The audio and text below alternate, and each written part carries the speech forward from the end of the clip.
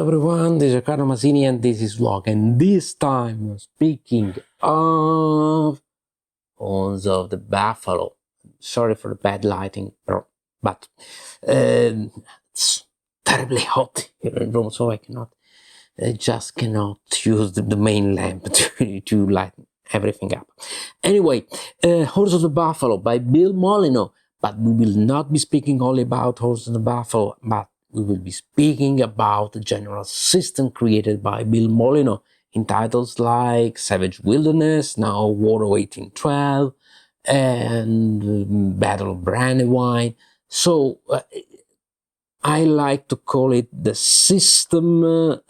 Why? Because there's so many elements in common, and it is so nice. One of the nicest, most playable, most, I think, welcoming wargame systems. This is not just introductory. It really welcomes you. It just takes you straight into the action without any unneeded complexity, right? So what are the main points of the system? Simply, okay, scenarios, each with its own map, various scales of the scenarios, what are sides. These Horns of the Buffalo, of course, it is about the Anglo-Zulu War of 1879. So it has many big battles like San Luana or Rock's Drift or others, but also many smaller engagements. So the size really varies. The units are generic and has different scales. Just there is a different scale of representation from San Luana to Rosk rather than Rock's Drift, for example. But yeah, there is the ambush in which the Prince Imperial Napoleon IV was killed, and that is just a skirmish. So here one counter can represent here 100 men, and there on the Prince Imperial scenario it represents just 1 or 2 men.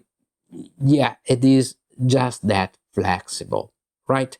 Different scenarios, and then the more or less the same combat resolution system. So we have just different types of combat. That is melee, ranged combat, etc. And this is just the number that you need to do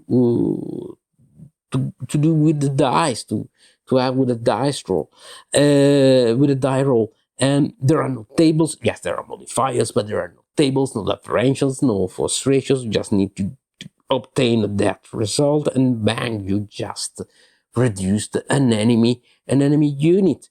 But I used also the Buffalo as exemplary for this system. Why?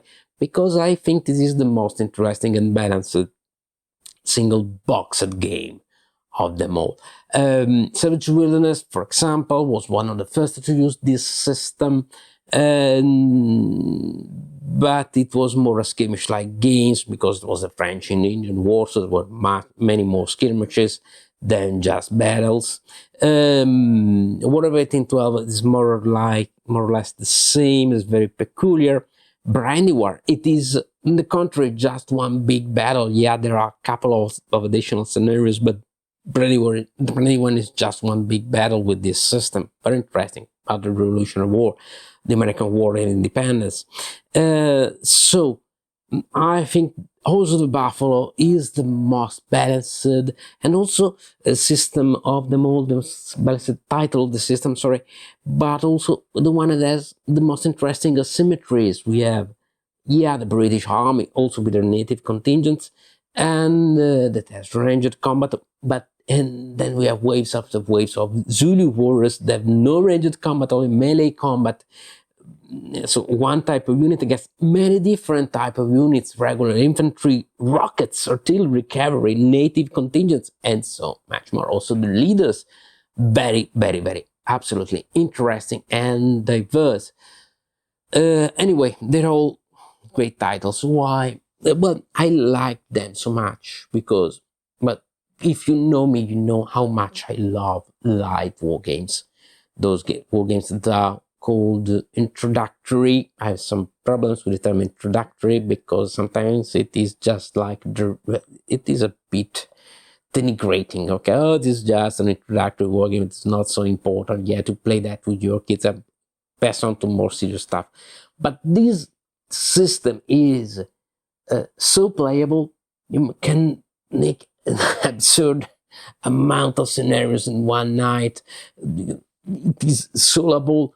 You can, one scenario can last 20 to 30 minutes at the very most, and you have so much fun with yourself, with your kids, with your fellow gamers. When you're, this is a filler war game, a perfect filler war game. When you're waiting for other gamers to show up at your gaming night. And it is so fun. It's fantastic for the convention, for the public events.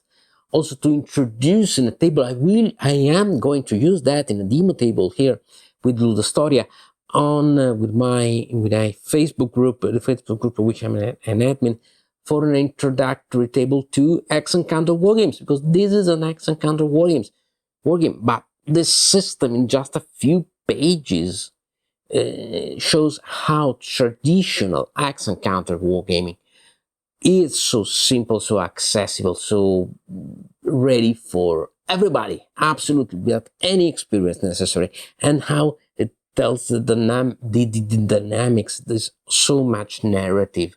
Also, this is very interactive because the sequence of play, okay, you have also defensive fire, so you have to be careful in your advance. You have to you have terrain to consider, different types of weapons, different types of troops, different scenario rules, the positioning of your leaders. It's all there. And it's all in the classical tradition of SPI. Yeah, it's just like the old Strike Force one. Very introductory, very light wargame by SPI, but it is nice. It is fantastic. And it's so easy to get into it, really so accessible. Of course, it is a very light wargame, so there are a lot of, I will not say abstractions, because it is simulative enough, different types of troops, range, line of sights, and blah, blah, blah, but there are simplifications. Anyway, you have additional rules, you have optional rules that you can add, but you have also a very sandbox approach, a very open approach. You can introduce your own rules, create special units, special scenario conditions. You can research that specific battles and introduce other, I will not say realistic use, other more advanced, why not advanced rules? You can do everything that you want with this game. You can substitute the counters with miniatures. It will be fantastic, okay? And Bill Molyneaux has that approach. If you read him on Board Game Geek and other forums, he just says, well, I just wanted to give you a starting point. But that game, those games, this is my system, but it is yours. You can change it, edit, do whatever you like with it. Make what you want of this system. You can, for example, you can take that map that is about Zandaluana and totally change the two armies and have and reorient the map and have a generic map for your own custom battle. Why not? It is a fantastic approach. I really love that sandbox, open-minded approach.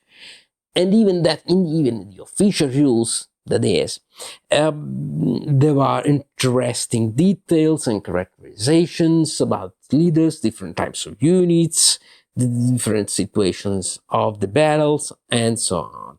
Also the Buffalo in particular has so much symmetry, yet results in Savage Wilderness, and of course, Battle of Brandywine and the War of 1812. But here it is so evident. Because you have two totally different armies that work in a totally different way. Of course, you have melee-oriented Zulus that essentially can strike just in close combat, and you have much more effective and ranged combat British troops, but you have also native troops, and you see that the values are very different. Okay, but it is also so simple, because you see that the combat values are different. To strike a unit, you just need to do that number, okay? Well, with the modifiers, the number, the combat value, the specific combat value that is on the unit, but they are so different from one unit to another, from one army to another. This is wargaming. This is simulation, okay? This in those differences. Also, this helps the game to tell the dynamics, the historical dynamics of those scenarios. They may not be the most realistic, but they are believable. They're plausible.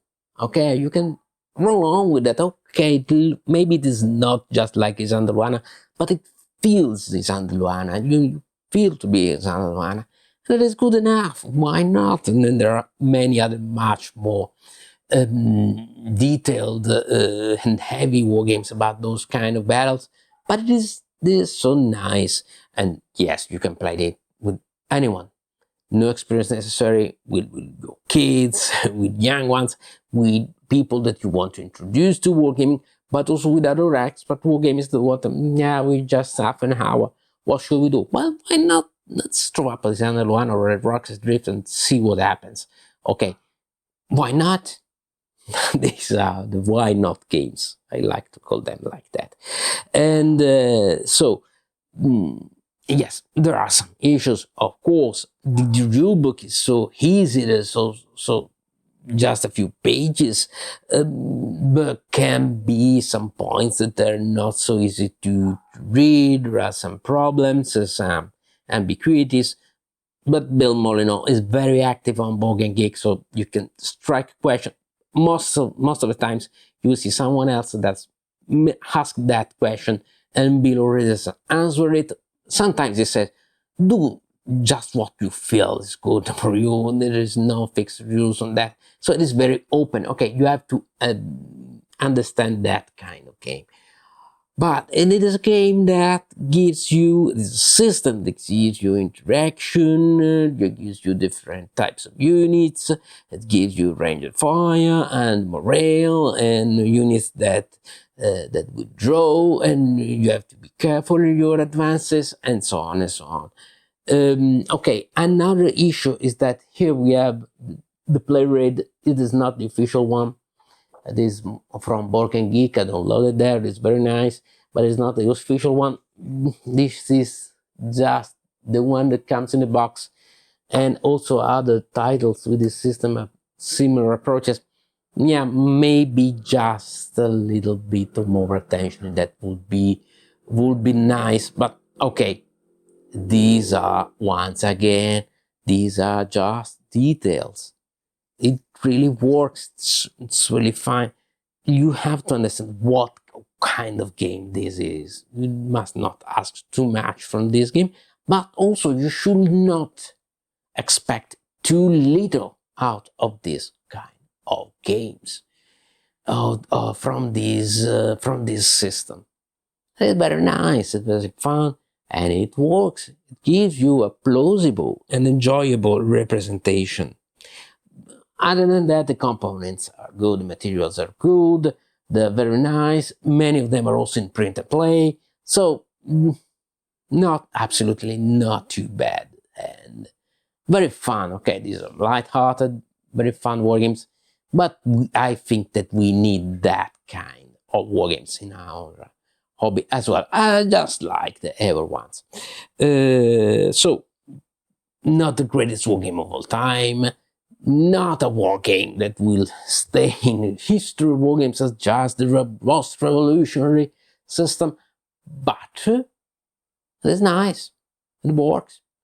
Bill Molyneaux has used this system with the museum souvenirs and for gift shops all around historical places all around the world, and there is so much passion for history and gaming here, and it really feels so. You just see that passion, that energy.